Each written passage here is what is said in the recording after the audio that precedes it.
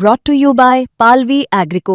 आता शेतीसाठी जे काही लागणार ते घरपोच मिळणार, तेही मोबाईलच्या एका क्लिकवर। बेकायदेशीर धर्मांतरणामुळे एखादा बालक जर जन्माला आला असेल तर त्या बालकाला कुठल्या जातीचं धर्माचं मानण्यात यावं। ती जो जात बदलली जातच नाही, ती जात कशी बदलता येईल, त्या आईची जात त्याला कशी लागेल, वडिलांची जात का लागणार नाही, हे टेक्निकल बाब आहे। पण उगतले घोळ पांगल्याला जर त्याच्यात असेल तर मग ते अवघड आहे।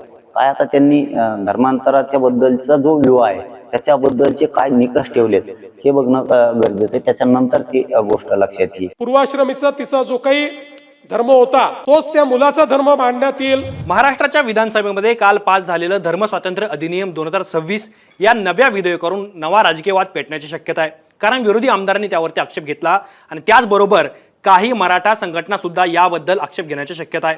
कारण या विधेयकामध्ये एक मुद्दा असा आहे जो एक प्रकारे मराठा आंदोलनाच्या वेळेस किंवा जरांगे पाटलांच्या मागण्यांच्या वेळेस दुर्लक्षित केला गेलेला होता किंवा त्याला नकार दिलेला होता। पण आता या कायद्यामध्ये नेमकं काय आहे, असा कुठला मुद्दा आहे ज्यावरून चर्चा घडते आहे। आणि सगळ्यात महत्त्वाचं म्हणजे मुख्यमंत्री देवेंद्र फडणवीस यांनी विधानसभेमध्ये या कायद्याला एक्सप्लेन करताना काय म्हटलेलं होतं, त्याचबरोबर ज्या पद्धतीने चर्चा सुरू झाली त्याबद्दल तज्ज्ञांची, घटनातज्ज्ञांची किंवा मुस्लिम संघटनांच्या नेमक्या म्हणणं काय आहे, हा कायदा कधी लागू होऊ शकतो, याची शिक्षा काय आहे, कुठल्या केसेसमध्ये तक्रारी कोण करू शकतं, या सगळ्या प्रश्नांची उत्तरं आपल्याला या व्हिडिओच्या माध्यमातून समजून घ्यायची आहेत।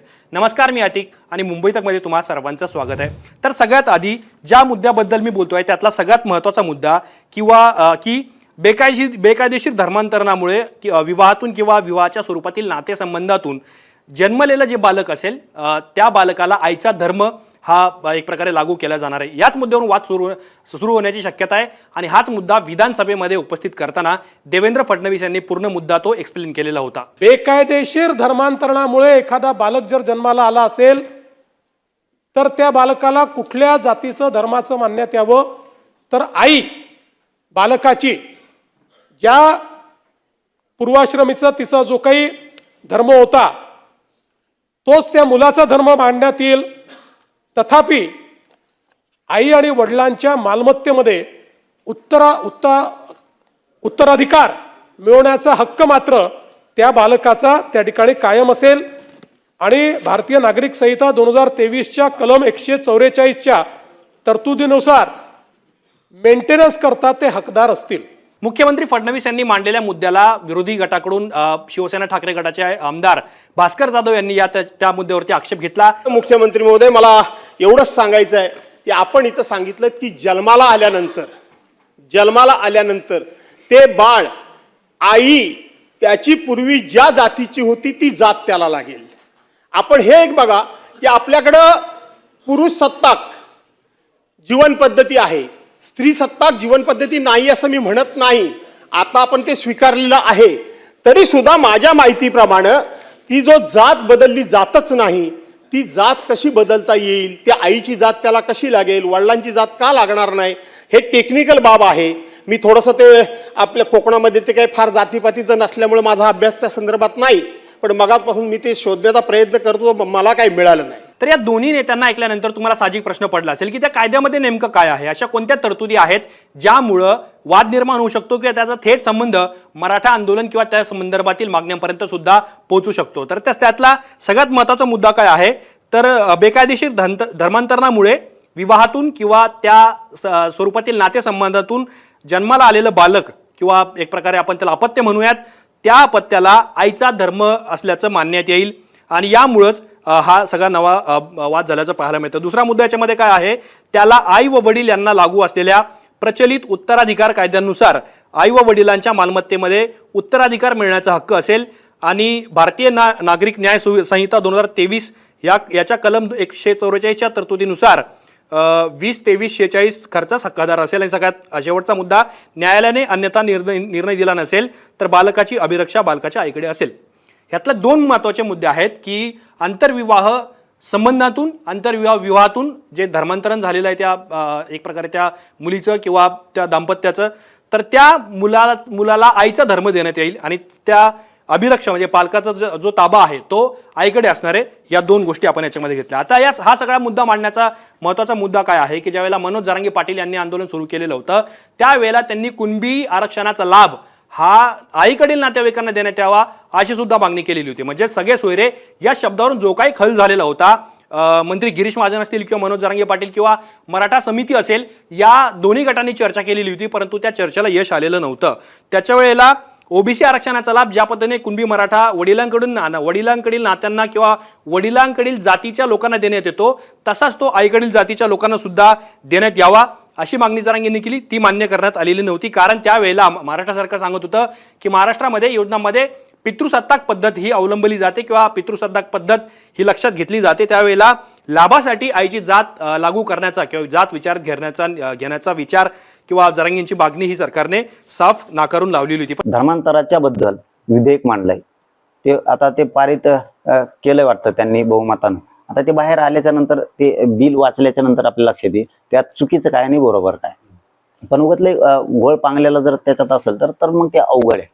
काय आता त्यांनी धर्मांतराच्या बद्दलचा जो व्ह्यू आहे त्याच्याबद्दलचे काय निकष ठेवलेत हे बघणं गरजेचं आहे. त्याच्यानंतर ती गोष्ट लक्षात येईल. फायद्याची, तोट्याची, मान अपमानाची, अवमानाची, स्वाभिमानाची काही नाही, त्याच्यात काय रूल तयार केलेत काय नाही केलेत हे नंतर लक्षात येईल. आता एका ओळीवर धर्मांतर बंदी विवाहाच्या संदर्भातले एका ओळीवरती आपल्याला स्वर्ग गाठता येणारच नाहीये. ते पूर्ण बिल बघितल्याच्या नंतरच आता लक्षात येईल की त्याच्यात हे करून त्यांनी चूक केलंय का बरोबर केलंय. नवीन विधेयकामध्ये सरकारने मातृसत्ताक पद्धत ही लक्षात घेतलेली दिसते. पण आता या निमित्ताने प्रश्न उपस्थित होतो की आता सरकार पुन्हा एकदा मातृसत्ताक निर्णयाकडे वळते आहे का. तर महाराष्ट्रामध्ये जर तुम्ही बघितलं तर सरकारचे काही पुरुषसत्ताक निर्णय सुद्धा आहेत. त्याच्यामध्ये वडिलांच्या जातीवरून लाभार्थ्यांना जात प्रमाणपत्र बहाल करणे, शैक्षणिक सवलती असतील किंवा शिष्यवृत्त्या असतील, आणि सगळ्यात महत्त्वाचं म्हणजे विवाह अनुदान किंवा कल्याण योजनांमध्ये सुद्धा वडिलांची जात ही लक्षात घेतली जाते. पण महाराष्ट्रामध्ये आईची जात असलेल्या आईची जातीच्या आधारावरती कुठल्याही योजना लागू करण्यात आलेल्या नाहीत. आम्ही हाच मुद्दा जेव्हा ज्येष्ठ घटनातज्ञ उल्हास बापट यांच्याकडे घेऊन गेलो तर त्यांचं म्हणणं त्यावेळेला काय होतं, तर ते म्हणतायत वयाची 18 वर्ष पूर्ण झालेल्या प्रत्येकाला कोणताही धर्म निवडायचं स्वातंत्र्य भारतीय संविधान देतं. हाच अधिकार आंतरधर्मीय विवाहातून किंवा आंतरधर्मीय संबंधांतून जन्माला आलेल्या मुलाला देखील असेल. त्यामुळे सरकारने विधेयकात सांगितलं आहे ते एवढं सोपं नाहीये. खरं तर आधीच अनेक कायदे अस्तित्वात असताना या कायद्याची काही गरज नव्हती. या नव्या विधेयकाला काहीही कायदेशीर अर्थ नाहीये. मूळ मुद्द्यावरून लक्ष हटवण्यासाठी हा नवा कायदा आणला गेला का असाही प्रश्न आहेच. उल्हास बापट यांचा मुद्दा अत्यंत महत्त्वाचा आहे. ते काय म्हणतायत की 18 वर्षापर्यंत तुम्ही कायद्यानुसार किंवा विधेयकानुसार सांगतायत की आईचा धर्म त्या मुलाला लागेल ज्यांच्या आईवडिलांचं लग्न आंतरधर्मीय विवाह झाला आणि त्या मुलीचं धर्मांतरण झालंय वगैरे वगैरे.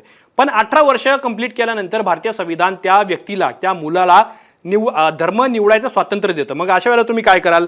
मग आज मुद्दा मी कुणाला शमशुद्दीन तांबुळे यांना विचारला, जे मुस्लिम सत्यशोधक मंडळाचे अध्यक्ष आहे, आणि त्यांनी या प्रश्नावरती माध्यमांमध्ये लेख सुद्धा लिहिलेले आहेत. ते म्हणतात सरकार मातृसत्ताक पद्धत अवलंबणार असेल आणि आंतरधर्मीय अपत्याला आईचा धर्म लावण्यात येत असेल तर आम्ही त्याचं स्वागत करतो. परंतु आता स्पेशल मॅरेज ऍक्टचं काय होणार हा खरा प्रश्न आहे. स्पेशल मॅरेज ऍक्टनुसार होणाऱ्या लग्नांना धर्मांतरणाची गरज नसते.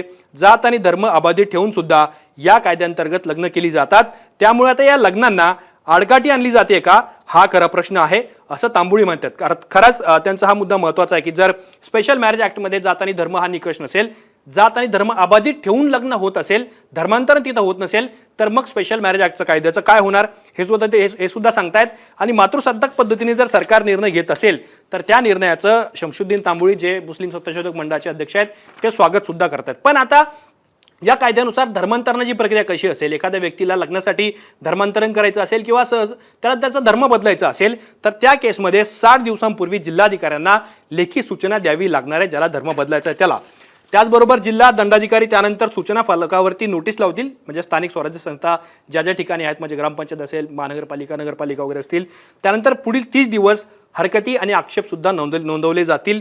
हरकती आल्यास पोलीस चौकशी केली जाईल आणि त्यानंतर जर त्या केसमध्ये बळजबरीने फसवणूक करून धर्मांतरण करण्याचा प्रयत्न होत असेल असं जर आढळलं तर त्या विरोधात फौजदारी कारवाई केली जाईल अशी सुद्धा तरतूद या विधेयकामध्ये आहे.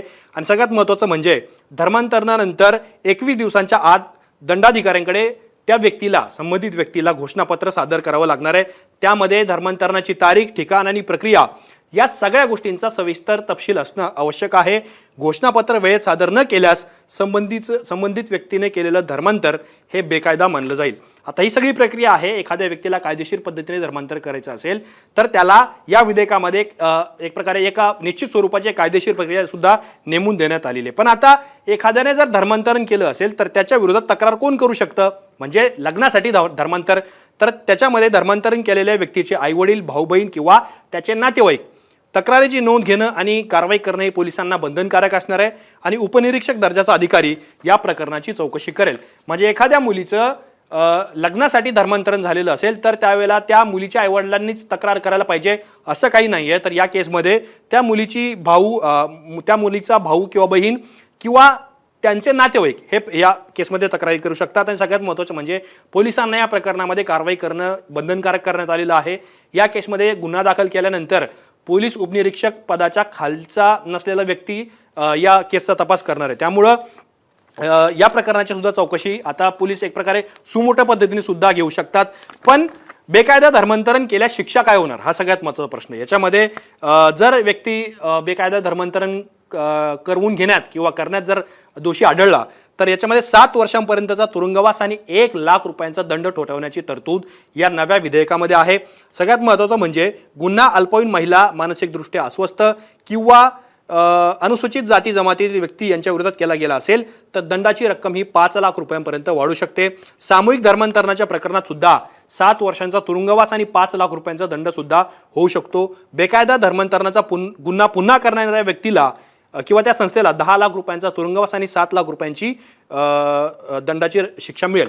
आता या सगळ्या गोष्टी पाहिल्यानंतर साहजिकच एक मुद्दा उपस्थित होतो की ज्या वेळेला मनोज जरांगे पाटील सांगत होते की आईकडची जात लावून कुणबी प्रमाणपत्र देण्यात यावी, त्याचं वाटप करण्यात यावं, तसे अर्ज सुरू करण्यात यावे, त्यावेळेला सरकारने त्याला एक प्रकारे असहमती दर्शवलेली होती आणि तो निर्णय घ्यायला नकार दिलेला होता. पण या केसमध्ये ज्यावेळेला नवीन विधेयक आलेलं आहे आणि त्यामध्ये सरकार म्हणतंय की धर्मांतरणासाठी आंतरविवाह केलेल्या किंवा त्याचे संबंध ठेवलेल्या दाम्पत्यांना जर अपत्य झालं तर त्या अपत्याला आईचा धर्म लावण्यात येईल किंवा आईकडे त्याला ठेवण्यात येईल, अशा प्रकारची तरतूद या सगळ्या केसमध्ये करण्यात आलेली आहे. म्हणूनच तुम्हाला या प्रकरणातल्या सगळ्या ॲस्पेक्ट्स किंवा सगळ्या बाजू तुम्हाला दाखवण्याचा आमचा प्रयत्न होता. तुम्हाला सगळ्या प्रकरणांबद्दल काय वाटतं कॉमेंट बॉक्समध्ये आम्हाला नक्कीच सांगा. असेच माहितीपूर्ण व्हिडिओ पाहण्यासाठी मुंबई तकच्या यूट्यूब चॅनलला सबस्क्राईब करायला विसरू नका.